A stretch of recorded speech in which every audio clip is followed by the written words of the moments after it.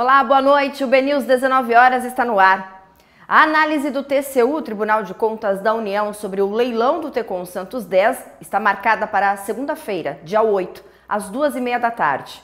O processo relatado pelo ministro Antônio Anastasia avalia o modelo do arrendamento do mega terminal de contêineres no Porto de Santos, que pode receber mais de 6 bilhões de reais em investimentos. O tema segue dividindo o setor por causa da proposta da ANTAQ de restringir a participação de empresas que já operam no porto na primeira fase do leilão, medida que, segundo operadores e armadoras, poderia limitar a concorrência.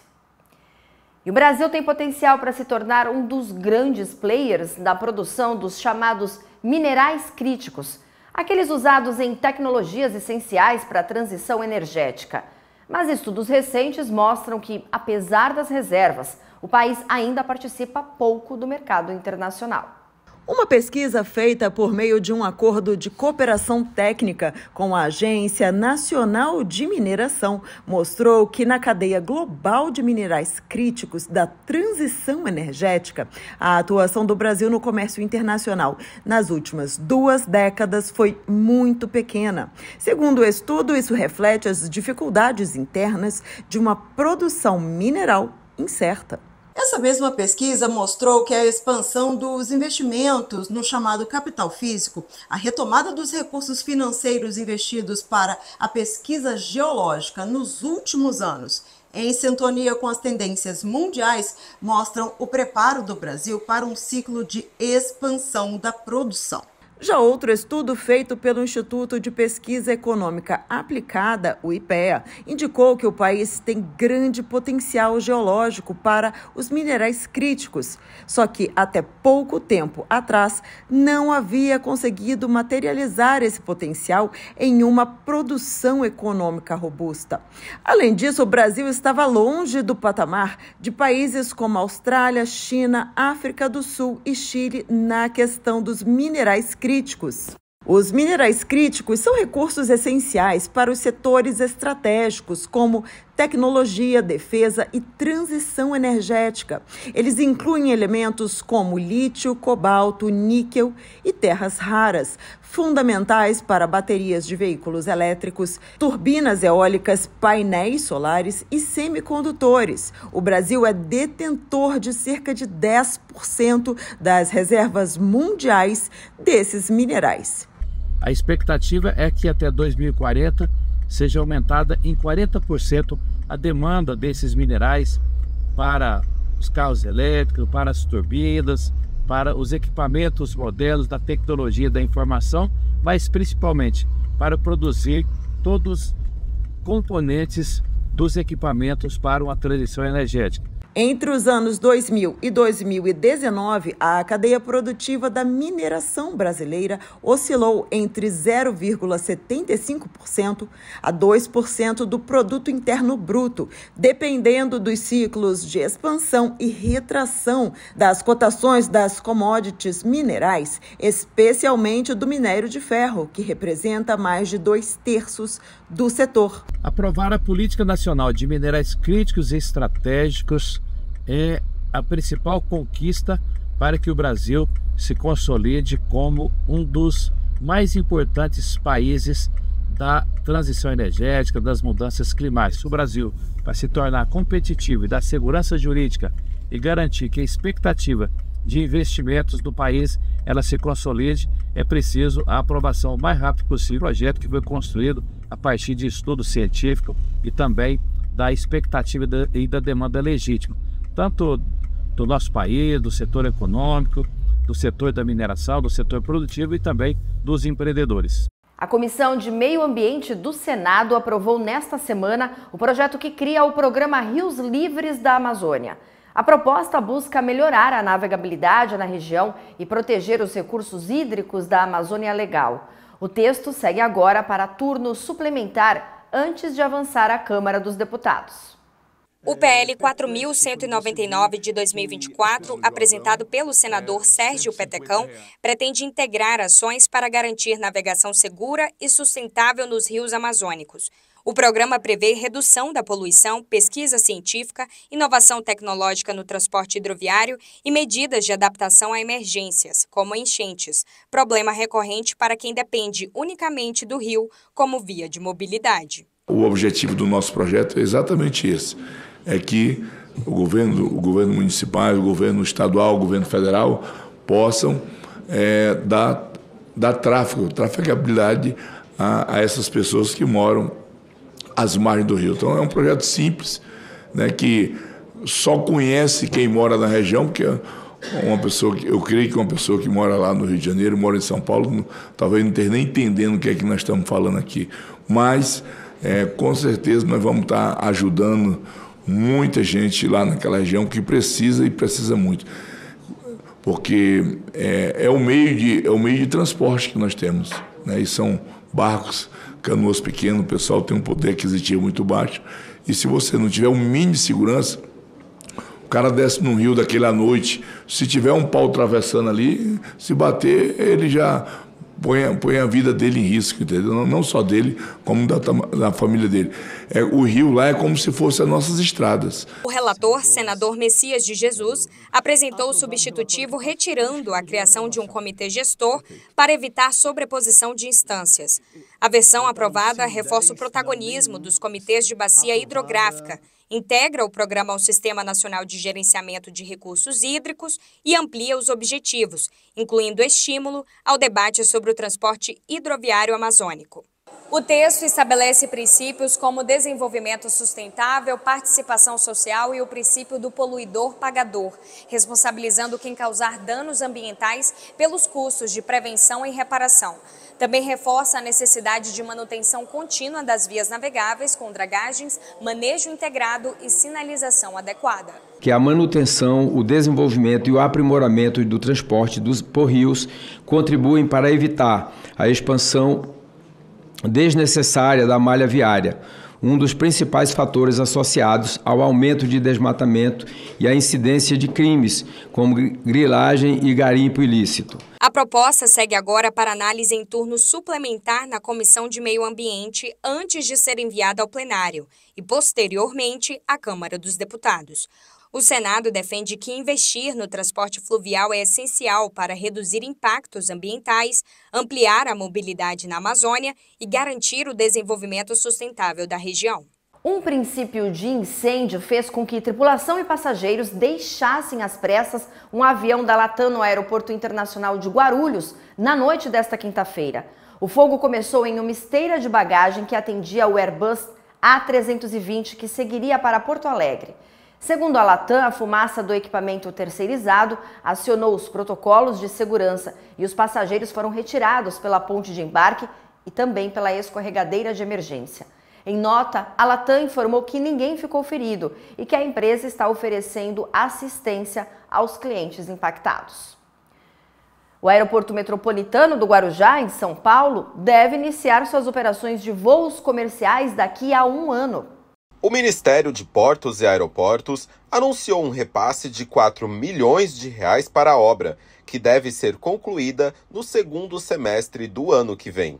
A primeira fase, que inclui a pista de pouso e decolagem e o sistema de táxi aéreo, foi entregue em abril deste ano. As próximas etapas incluem a construção do terminal de passageiros e a reestruturação das vias de acesso. 2 companhias aéreas brasileiras já manifestaram o interesse em fazer voos regulares no trecho Guarujá-Rio de Janeiro e Guarujá-Brasília.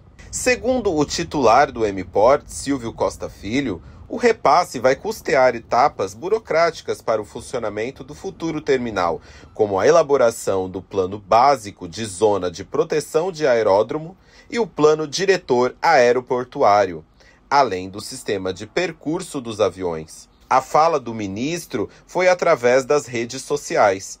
Ao lado do deputado federal Paulo Alexandre Barbosa, que comanda a Frente Parlamentar de Portos e Aeroportos, ele ressaltou a importância da obra.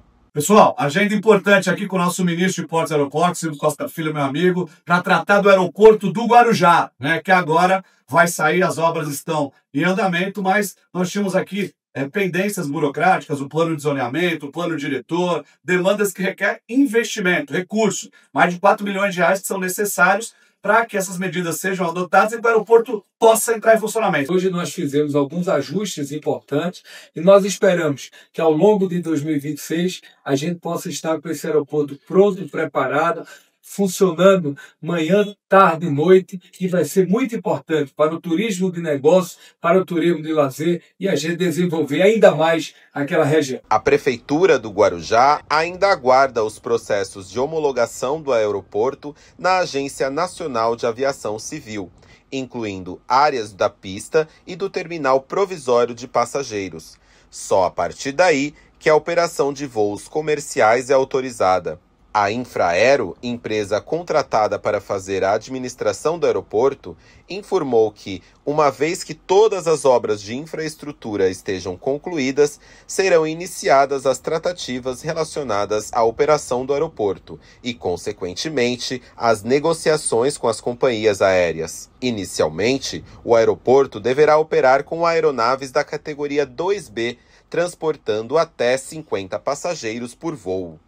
Vamos agora para o portal bnews.com.br, uma notícia nacional, porque o partido Rede Sustentabilidade acionou o Supremo Tribunal Federal para contestar trechos do Código Brasileiro de Aeronáutica, que tratam da responsabilidade civil das companhias aéreas em casos de atraso ou cancelamento de voos motivados por mau tempo ou outras situações classificadas como força maior.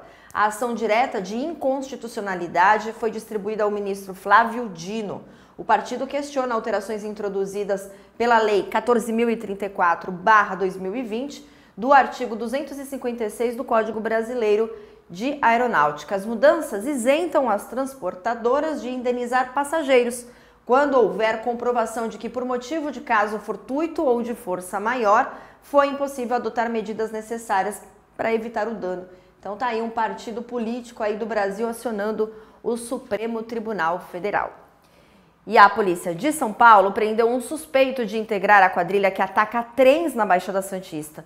Segundo a investigação, o homem de 39 anos passou a entrar em contato com funcionários da empresa por mensagens, oferecendo a intermediação para que os incêndios parassem, mediante o pagamento mensal por serviços de segurança da região. O grupo danificava as locomotivas, cortando mangueiras de ar, furtando cabos de energia e realizando outras ações de sabotagem. A partir de outubro, a quadrilha passou a incendiar vagões, alguns deles ainda em movimento. Kleber Natali foi preso em flagrante em um shopping de Santos. E a Fundação Senep Santos e o Sopesp, Sindicato dos Operadores Portuários do Estado de São Paulo, iniciaram nesta semana o curso de Mecânica Portuária.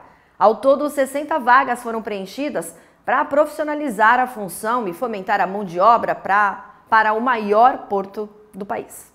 A viabilização do curso profissionalizante partiu de uma parceria entre a Fundação Senep, da Autoridade Portuária de Santos, com o Sopesp. A partir de uma pesquisa de campo, foi identificado que os operadores portuários encontraram dificuldade para a contratação de alguns cargos. E aí saíram dois tipos de trabalho diferente, o de mecânico e de eletricista.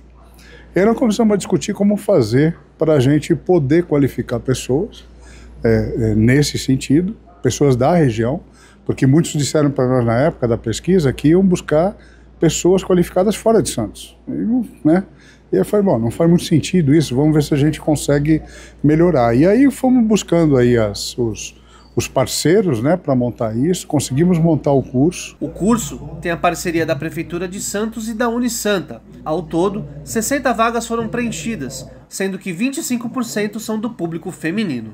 Isso começou lá atrás, com uma grande pesquisa de mercado, entendendo quais as necessidades que o mercado possuía, e daí nasceu o curso de mecânica portuária, o primeiro curso de uma série de outros que ainda virão, 60 vagas, 15 ocupadas por mulheres, uma grande conquista no setor portuário, e hoje começa a se tornar realidade. As aulas vão começar, a formação vai acontecer, e com absoluta convicção, o mercado de trabalho vai absorver esses jovens, essas pessoas que estão sendo formadas aqui hoje, para qualificar cada vez mais o nosso mercado de trabalho. O curso terá duração de 5 5 a 6 meses e as aulas serão realizadas de segunda a sexta-feira, todas no período noturno, na sede do Senep em Santos. Além disso, estão previstas atividades práticas e visitas técnicas a alguns terminais portuários, para conhecer de perto a função do mecânico portuário. Quando você tem um tema que surge de uma discussão tão ampla, autoridade portuária, Senep, instituições acadêmicas e principalmente o mundo do trabalho, né, o mercado de trabalho, ele já tem um viés de dar certo,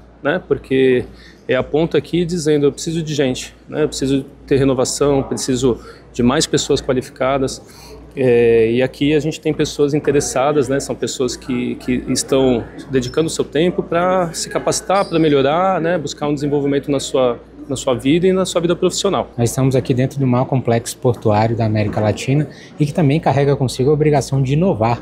E essa inovação a gente vê claramente ocorrendo num processo como esse, que visa trazer um padrão, né, para os mecânicos portuários, uma iniciativa que vai ser complementada por espaços e a oportunidade de usarem a infraestrutura que a universidade tem, por já ter uma longeva trajetória de oferta de cursos nessa área também, e que a gente fica muito feliz de poder participar. Então, o início do curso aconteceu nesta semana com uma aula magna do diretor de operações da Santos Brasil, Marcelo Patrício. Em sua palestra, o executivo destacou a história do Porto de Santos e a importância do setor mecânico nas operações portuárias. Uma contextualização, contar uma história ali a partir do crescimento do comércio, como o crescimento dos navios, o crescimento dos terminais. Então, para movimentar todo esse crescimento de carga, precisa de equipamento. E como esses equipamentos vêm evoluindo e o que tem disponível de acordo com diferentes morfologias de carga. Então, a ideia é mostrar isso, mas também mostrar a complexidade que tudo isso causa. E dentro dessa complexidade, uma parcela é da questão mecânica. Então, a ideia é hoje poder mostrar, dar um overview, né, uma visão geral dessa parte para Porto, né, onde a gente está inserido. Representando a Santos Brasil, que opera o Tecon Santos e o terminal de veículos, ambos na margem esquerda do Porto de Santos, Patrício destacou a iniciativa de profissionalizar pessoas da região da Baixada Santista para o complexo. É um prazer poder estar contribuindo com um pouco da nossa experiência em 28 anos em terminais de containers, mas também falar da importância dessa função de mecânicos em operações. Principalmente, não dá para movimentar carga sem equipamento, né? Não dá para botar nas costas e carregar. Então, há todo um processo hoje de inspeção, de manutenção prescritiva, preditiva, corretivas, de dimensionamento de equipamentos, onde o time de mecânica participa.